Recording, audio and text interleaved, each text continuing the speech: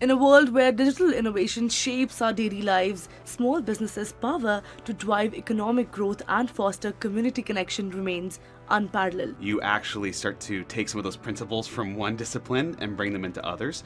So this whole concept of human-centric design, we've kind of taken that from product and software and brought it into marketing. And quite simply, it's actually really simple. It's just stopping at every stage of the process and imagining yourself in the shoes of the consumer. I definitely think that, putting the human experience at the forefront, it's definitely going to be something that works for a longer period of time. Currently, the kind of two signals that we see out there is that there's a strong correlation between generative AI optimization and answer engine optimization. So you've probably noticed over the past few years, Google made some changes. You search for anything like a question, it gives you a bunch of answers. Your distinct voice and perspective is what will truly set you apart in this digital landscape where everything looks the same.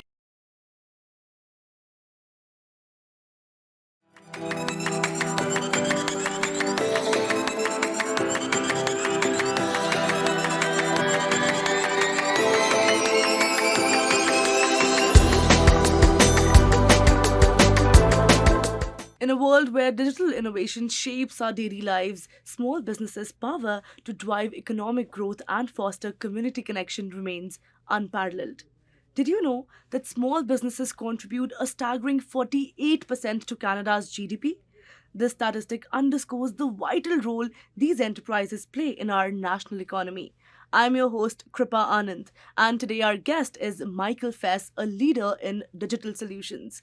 Michael, founder of Make Digital, has over a decade of experience in managing marketing departments and brands. With hubs in Toronto, Calgary, Vancouver, his company has served clients worldwide, offering innovative strategies, designs, and technology solutions. Join us as we delve into Michael's insights, which are a goldmine for entrepreneurs and marketers looking to make their mark in the digital age. Michael, welcome to the podcast. How are you doing today? I'm doing great. Thanks for having me. Perfect. So let's start the conversation by a little warm-up. Sure. Let's talk about the human-centric design in digital marketing. Now, in Canada, 71% of internet users they research product before making a purchase online. Sure. Now, this highlights the critical role of digital marketing in today's business, right? Now, with your extensive experience in digital solutions, Michael, how do you first of all see human-centric design shaping the future of digital marketing, especially for small businesses? For sure. Yeah. And human-centric design is, something that's typically more you hear in like the product design space. So we're a multidisciplinary team and of designers, developers, strategists. So we actually do software. And so naturally what happens over time is you actually start to take some of those principles from one discipline and bring them into others. So this whole concept of human-centric design, we've kind of taken that from product and software and brought it into marketing. And quite simply, it's actually really simple. It's just stopping at every stage of the process and imagining yourself in the shoes of the consumer. Right. So with software, obviously, we don't want to just create products. We want to create products that are good to use, that feel natural, that take the human experience into consideration. Right. We've been doing that with our marketing as we're working with clients, making sure that we stop along the way. Okay, how is this going to be received? How is this going to be interacted with? Especially in 2025, like AI and the tools that are available to us, it's really incredible. I'm an advocate for them. I believe in them.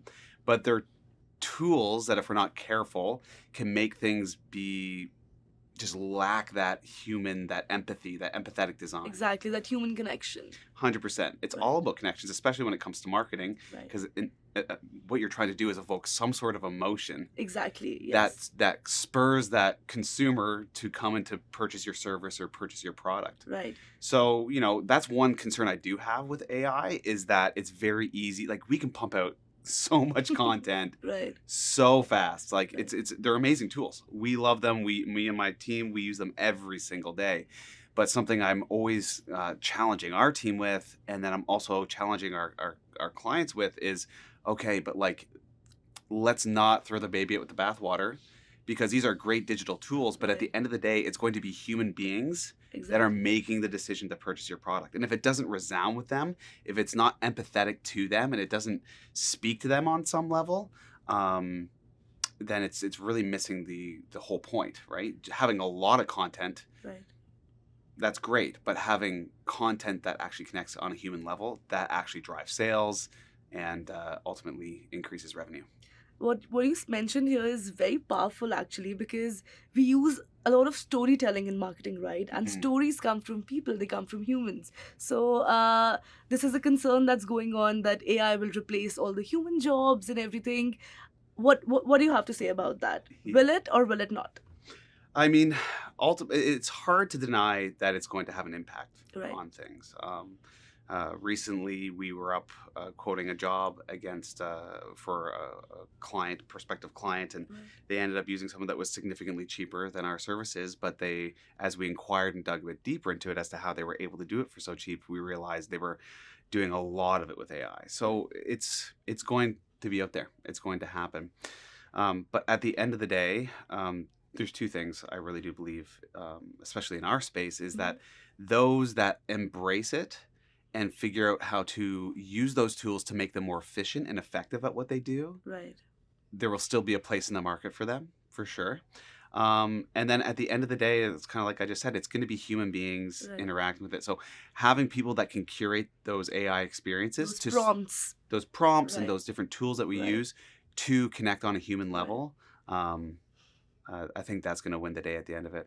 But yeah. Definitely. I definitely think that, putting the human experience at the forefront, it's definitely going to be something that works for a longer period of time.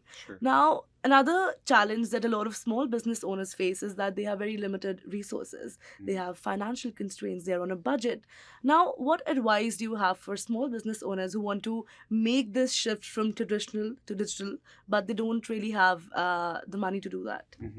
To like a human-centric approach, you mean? Right. Yeah.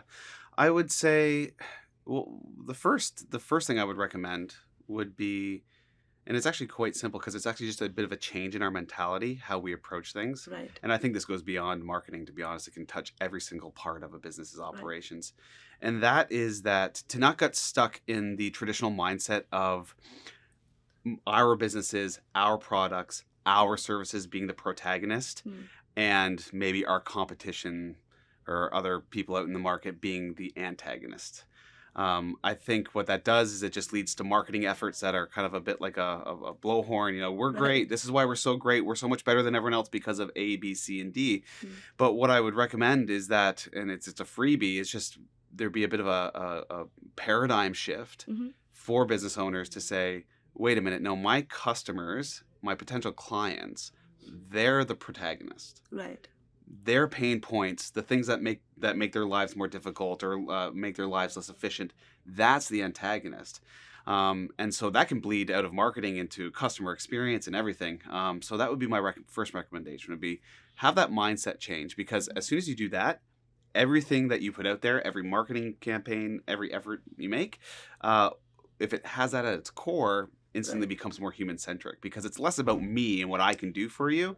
It's more about you and how I can solve your problems. And that's a significant shift.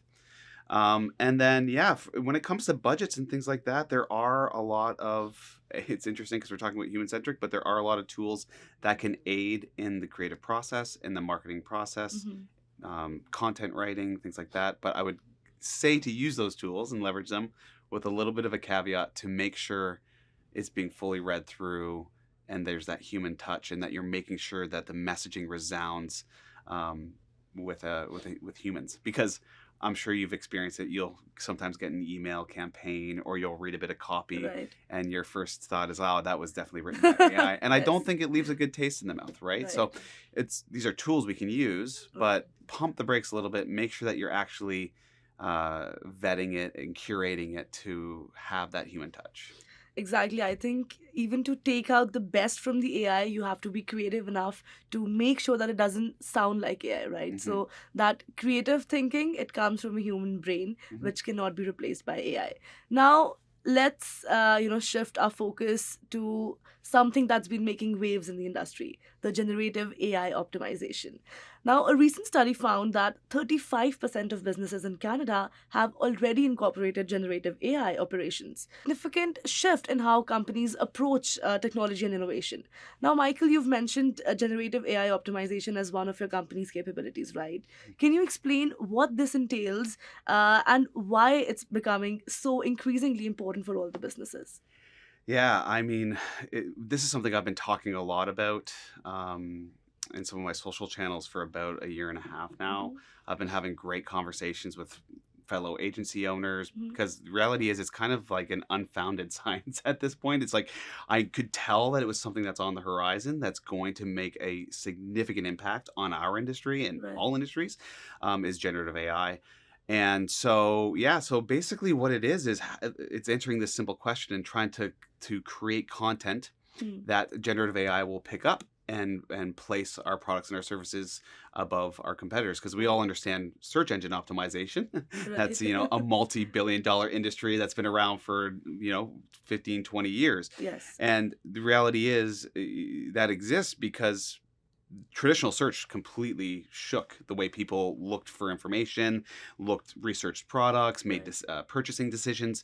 Well, clearly the same is going to happen with generative AI. Neil Patel, I saw a webinar that he hosted just before the Christmas holidays, Mhm. and there's already been about a 20 to 30% decrease in traditional search activities, and that's all going to generative search. And I do the same, where I talk to my phone and ask it questions. So, before, where if I want to find your magazine and Canadian Entrepreneur Magazine, I'd go to search. Now I'm talking to ChatGPT or different platforms that True. are out there.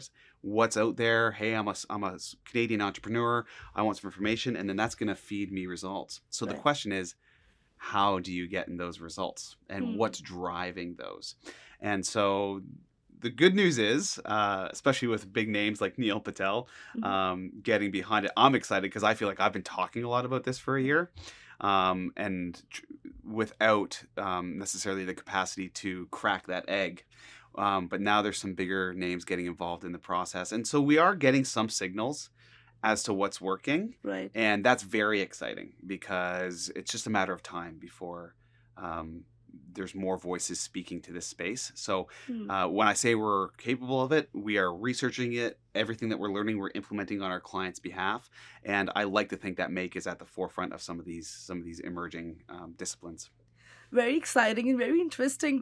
You talked about a lot of points here. We'll touch on the beauty of each of these things. Sure. Uh, you mentioned about generative AI and SEO already being there, right? Yep. But if I want to, talk to you about what the future looks like, how do you envision the next decade for small business owners? Mhm. If we talk about their digital landscape, how will that change? Yeah. Well, when it comes to generative AI, again, it's this kind of emerging discipline. Hmm. And so the best window we have into what that's going to look like in the near future, at Hmm. least, is we can kind of look back over history and look at SEO and how that emerged. So, Right. traditional search Mhm. launches, people start to ask the question, well, how do I get my business on page one? Everyone wants to be page one, number Exactly. one. Yeah. So how do you do that? So then, over time, people start to kind of reverse engineer the algorithms, start to understand what is it about a website that Google likes, and then apply those changes to their website, and then ultimately then they start to develop tools to track performance in terms of SEO and test things, optimize things like that. So Right. I really see the same process happening with generative AI optimization. I think it's already begun. There's a lot of conversation that's out there right now. We're starting to reverse engineer. Well, how is this LLM making this decision to serve up this result? And so once we kind of deconstruct that, Right. then we understand what we need to change about our websites or add to our websites or content in order to be included in those results. And then ultimately what happens is people out there will start to develop tools that can test and optimize those settings. So that's what I see happening in the near future. Right. Currently, the kind of two signals that we see out there is that there's a strong correlation between generative AI optimization Hmm. and answer engine optimization. So you've Hmm. probably noticed over the past few years, Google made some changes. You search for anything Right. like a question, it gives you a bunch of answers. Right.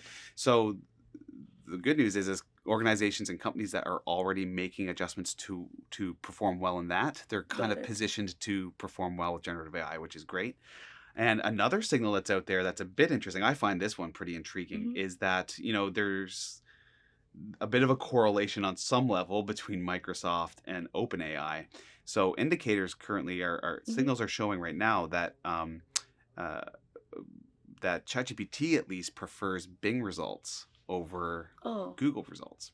So When it searches the web, you mean? it searches the web Right. on your behalf, exactly. Right. Because essentially that's what's happening with these LLMs right now. Is we're seeing Mhm. they go and search on your behalf and serve up the results, but they're searching somewhere, right? Right. So yeah, Bing. So obviously the major focus for everyone is Google, but we're actually trying to bring, for our clients at least, on parallel, let's focus on our Bing results. And again, the algorithms are similar. They're driving a lot of the same results, Bing versus Google, but we're definitely paying a lot more attention over the past few months here to Bing, because the indicators are that ChatGPT at least prefers those search results. Wow, very interesting. And I'm sure a lot of us learned a lot of new things that we did not know already. Attention, listeners, as we navigate the exciting world of digital marketing and AI, it's crucial to remember the importance of continuous learning and adaptation. The landscape is evolving rapidly, and staying informed about these changes can give your business a significant competitive edge. Consider investing time in workshops, online courses, or industry events to keep your skills sharp and your strategies cutting edge. Remember, in the world of small businesses, knowledge truly is power. We'll be right back with more insights from Michael Fess on the future of digital marketing and small business innovation. Stay tuned. Hey, you think you know UPS? Yeah, that's us. Everybody knows that. You know what you didn't know? This. Okay, try to keep up. Ocean, us. Ground, rail, air, so us. Guess who? Us. Customs cleared, borders cleared, done. Us. You still with me? Wait for it. Boom. Us. Intelligent, automated, fulfillment. Us. Yep. Healthcare too. Digital your thing? Yeah. Well, book it, ship it, track it. You feeling me yet? Yep. That's all us. That's all UPS.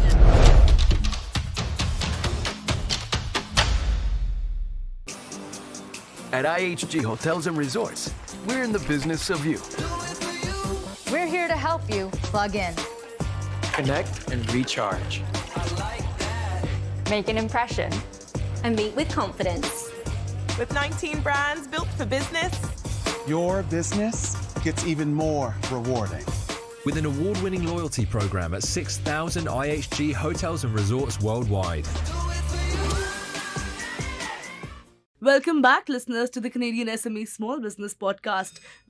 We are here with Michael Fess discussing the cutting edge of digital marketing and business leadership. Now, let's shift our gears and talk about another critical aspect of the modern business: building and leading effective remote teams. Now, according to Statistics Canada, 39% of Canadian workers were in jobs that could be done from home as of 2022, highlighting the growing importance of effective remote team management.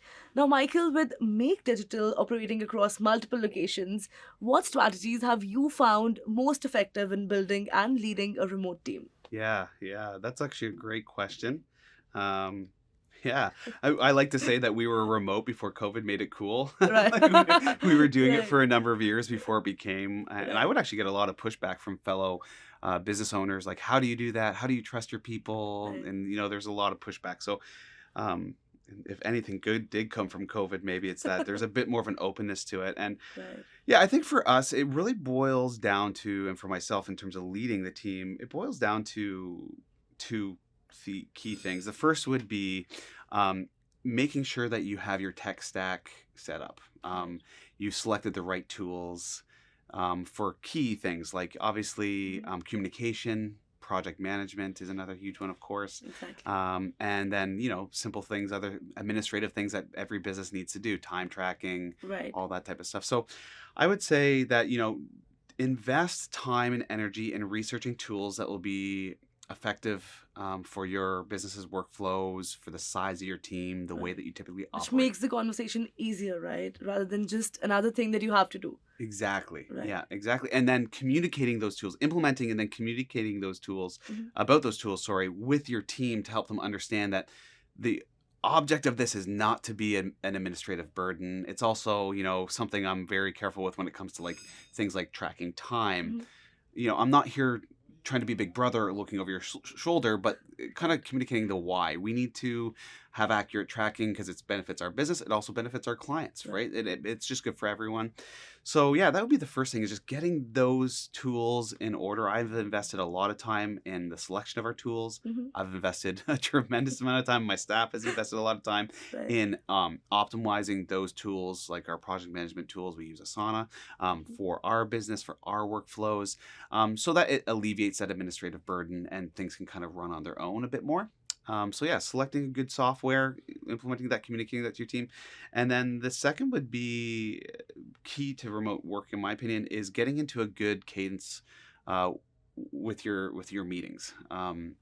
There's always that fine line. You want to meet enough to know what's happening and that communication is strong amongst the team. And also building rapport, that's worth something as well. I think our staff, we all really get along. It's actually pretty beautiful. Very proud of that. So you want to see each other, but where's the line of it being too much? So what we've done is we tried to adopt a full agile methodology, which works for product, not so much for marketing. So I like to say we have a bit right now of a bit of a kind of quasi-agile methodology where we have one big meeting per week. It's a bit longer. We get into the nitty-gritty of things. And then our stand-ups, there's a couple of them through the week. We do that from agile methodology as well. 15 minutes max. No work is actually done in that meeting. It's simply making sure that there's not roadblocks for team members and setting up, we don't need 15 people on a meeting that pertains to 2 people. So you 2 go offline and meet at some point today. And so it's great. We see each other enough. We feel like we have a good rhythm, but it's not overbearing and we're not spending too much time in meetings because time is money and you can't be sitting in meetings all day. Great. Another question that, sprouts in my mind here is that, does your hiring process also make a difference in this if you're hiring someone from a remote job versus if you're going to see someone in person? Does it make a difference? I think it does. I mean, to be honest, there's actually staff that I've had on staff for 2 or 3 years that I've never actually met in person, especially some of the team out in Vancouver, which is interesting, right? And so that's a different paradigm than the traditional model for sure. Yeah, I mean, obviously, trust is earned. And trust is earned both ways. So I would say in my hiring process, that's something that's very important to me, is as much as I'm looking for someone that I feel that is trustworthy, that I can trust and I would be comfortable trusting to work remotely, is trying to assess, and it can be hard. I consider myself a people person, so maybe I can pick up on it. But do they trust me as well, right? Like, do I feel like they have a capacity to have this relationship where they'll be able to nurture it as well? Exactly. Yeah. So, is there any other challenge on top of your mind talking about remote work, or is it all easy? I'm sure in day-to-day tasks, coordinating with the team when it's remote, it's pretty difficult, right? For all the small business owners, because a lot of our listeners, they have teams that are remote as well. What is one suggestion that you'd like to give to them to handle their remote team better? I think the systems have to complement what you're doing. Right. If you're trying to take what you're doing and your team and your operations and squeeze them into a workflow, but it's, we want to release our team and our staff to do the work. Right. I don't want to implement systems that's going to inhibit their work. Exactly.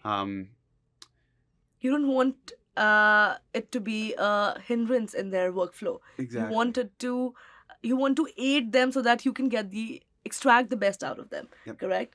Do you have any problem with maintaining the company culture, or does a company culture exist in a remote work setting? I think for us, it really does. And again, that's something I am quite proud of. We have a great team. Everyone gets along really well. I am very careful, especially with her. I would do this with my business was local too, because I'm sure a lot of us or a lot of the viewers have been a part of a team or a business where they'll throw things around very flippantly, like we're a family, or we've all done that. Yeah. We've all been there at some situation in our lives. Yes. And I actually just with my whole heart don't believe that. Look, work is work. Right. I am not I'm not your dad. Exactly.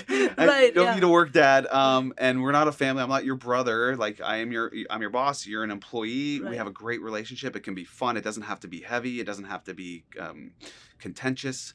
But there are lines that I think you have to respect. And so I think we have a great corporate culture at Make. The team. I even know a lot of our staff hang out. Even some of them are remote. They do video games at night together. So they're fostering an environment where there's no expectation of it, so that if it does happen, it's organic, it's natural. I think I have a great rapport with my team. I think we could get along. I like to say we could go be on a desert island for a few days together. I don't think we'd kill each other, but at the same time, I think there can be this corporate pressure that we're even trying to maintain with remote teams that I don't necessarily get behind the ideology of where we all have to be best friends. Right. We're a team. We all have a goal. If that goal is clearly communicated, that's the most important thing. People, it's a safe, it's a positive work environment. That's a must.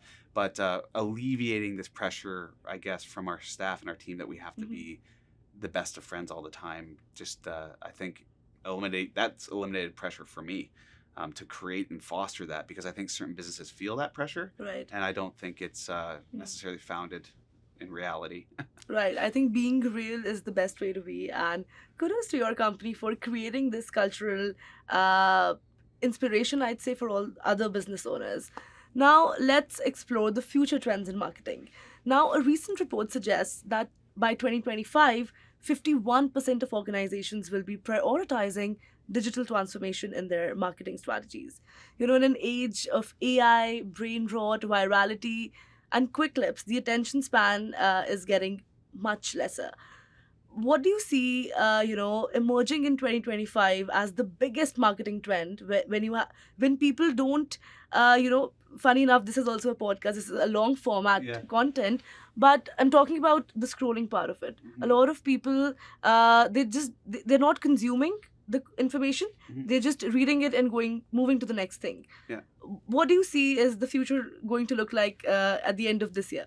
Yeah, that's an amazing question, and I actually do believe it's kind of like anything. The pendulum has swung one way pretty far with all the brain rot and just all that. I actually do believe there's actually in 2025, and maybe I'm just old school and I could be wrong, but I do think storytelling and long form content is going to have a significant place in 2025. We're suggesting that for all of our clients currently. Now, how do you contend in that world of quick scroll? It's taking that long form, because you have to be respectful of the fact that there has to be an entry point to that long form content. Exactly. Is what I tell my clients. So how do you get them there to watch the full podcast? Or how do you get them there to see the long form piece? How do you get prospective clients to stop and read the full case study or experience that? I think there has to be on-ramps to that. And those do take those more kind of short clip, shorter viral kind of form. So, as people are scrolling through LinkedIn or through their Instagram, whatever feed they're looking at, what are you doing taking that little cut from a longer form, maybe podcast such as this, right? Taking shots, or a little shot of something I'm saying, something you're saying that is, would be captivating and stop someone in their tracks, so that they actually stop and ingest that 5, 10, 15 seconds of it and be like, there's something of value here. Because that is the interesting thing with all the brain rot and all the quick content that we see is, I would say there's actually a problem of valuable content. Right. There's so much content now, but there's a lack of value sometimes Right. in the content. Right. So using the tricks of the trade to stop someone in their tracks. And I actually think something that's a bit more paced, a bit more pragmatic, and slows things down. Maybe it's just me, but as I'm scrolling through some of my feeds, I will come across some of that content with someone just taking a few seconds to Yes. thoughtfully express a thought, as opposed to all the bells, whistles, and chaos that can be out there. And actually, it's funny because, maybe 5-6 years ago, when people were just kind of getting caught on this, you got to be, that first 2 seconds, everyone was talking about the first 2 seconds, you got to catch someone's attention. So all these different techniques and things that are being implemented to stop people in their tracks, it's almost like there's so much of that now that I think a little bit of a slower approach, but thoughtful approach actually stops people in their tracks and can be an on-ramp to longer form content. That would be that's Michael Fess's prediction for 2025. Great. I think that's a very interesting prediction, and we'll chat at the end of 2025 to see if this has been the route. So in our last segment, let's take a look at some insights from the front lines of digital innovation. Now in Canada, businesses that embrace digital technologies are 62% more likely to experience high sales growth compared to their, other digitally inclined counterparts. Now, Michael, can you share with us the story of your partnership with Tindle University and the innovative campaign that you have created? Yeah, that was a really fulfilling project for our team. Largely because, as I've mentioned a couple times through the podcast here, like we are multidisciplinary, so we have a lot of staff that have expertise in a wide range of disciplines. So this was a great project because we actually got to really flex our muscles, I think, with a lot of our different disciplines to make this successful for them. So it really started with a discovery workshop. It was a bit of a condensed approach because we were beholden to the school calendar and when enrollment starts, and we got the university chose to kind of get a bit of a late start, I would say. So we quickly got together, did a workshop with them to help them really identify their ideal client profile, specifically how they've been missing the mark with that specific client profile, and then help them craft a bit of a strategy around the tone, the messaging, the areas of focus, identifying simple things like we've talked before, the pain points for those for that ICP. How are we going to address that? And so we came out of that with a really strong report as to this is who we're targeting. This is how we're going to target them with this type of messaging. And it was great because I think the campaign that we created for them was a little bit outside their comfort zone. It was something they hadn't, push them a bit. It was a bit more chaotic. It was a bit less reserved and kind of, so we pushed them a little bit. And every time we had, understandably from stakeholders that were even involved in the process, like, oh, this is a bit kind of out there for us. We would remind them, but let's go back to the research, what we've done, what we've agreed upon, that we need to push the envelope here to hit that ICP. And so, we were able to kind of get creative, created the visual identity, the tagline, the theme, the visual system for that went to all their out-of-house billboards, bus ads, things like that. We're able to do a professional 30 and 60-second television spot for them, which was really fun. Did full storyboarding for all that. And then landing page, so we got into some development, some web with them. Anyway, it's all that to say... and then some fun stuff like merchandising and stuff like that was also fun, designing some of that. All in, though, it's been crazy successful. I don't have specific, top of my head numbers on click-through rates and stuff like that, but digital ads, social media engagement, everything's crazy up.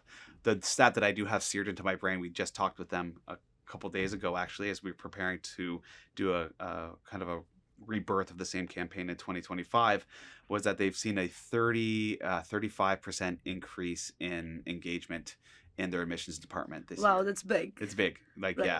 So significant for them. Clearly the campaign worked, so really exciting project for us. Wow, that sounded like a lot of fun and very powerful as well. Now, for all the listeners that are listening to this, is there any one learning that you can take out of this and share with the listeners? From the Tindale? Yes, from this beautiful partnership journey that you explained. Is that... we've had an amazing relationship with Tindale that goes back to 2015. So one thing personally, I think for our team is that, it's kind of like I talked about hiring. Trust is earned. Right. Over the years, we've delivered thoughtful, effective solutions for Tindale. And so when they entrusted us with this campaign, we didn't take it lightly. But the beautiful thing was doing a proper discovery on the front end of that process was big, because especially when you want to do things that are outside the box, it's great to have that, what we called the kind of the report, like our true north. Like we knew exactly where we were headed.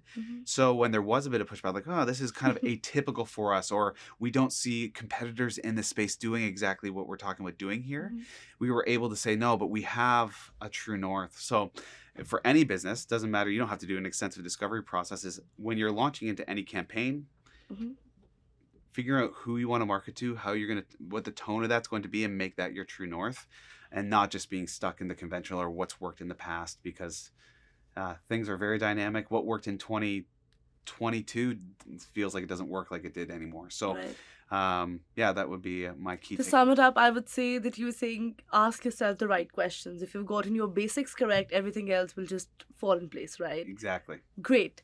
That was a very inspiring story, and it beautifully illustrates how innovative thinking and a deep understanding of your audience can lead to extraordinary results. Dear listeners, as we've heard from Michael today, the world of digital marketing is full of exciting opportunities. But remember, at the heart of every successful strategy is a deep understanding of your audience and a commitment to authenticity. Whether you're exploring AI, refining your brand message, or building remote teams, always keep your unique value proposition at the forefront.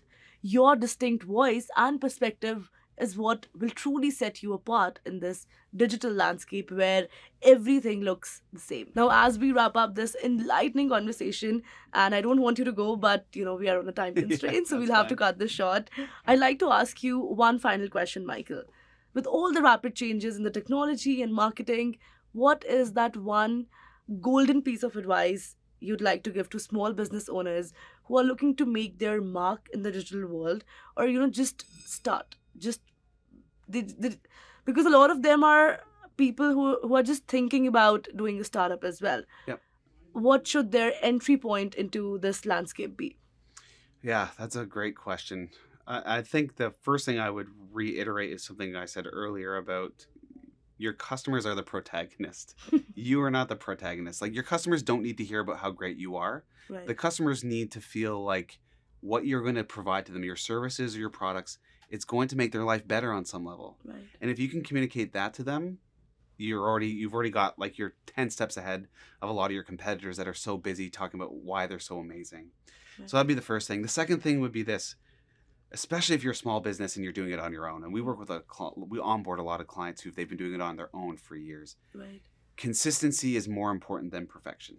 Start doing it. It's like, start to post, start to, on social media, start posting, run that first advertising campaign. Right. You're going to make mistakes. You're going to learn lessons along the way, but jumping into it and doing it with consistency, it would be my second piece of advice. It's, sometimes people want to get it perfect off the get-go, and you just won't, and that's okay. The digital space gives us a lot of maneuverability to refine things over time. Right.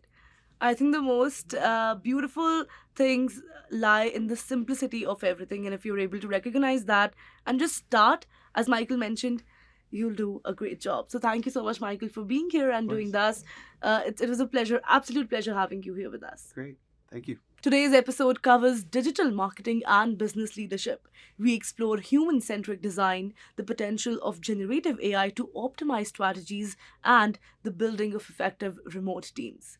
We learned that the future of marketing involves using new technologies to create personalized, meaningful customer experiences. Staying agile, continually learning, and focusing on the human element are key.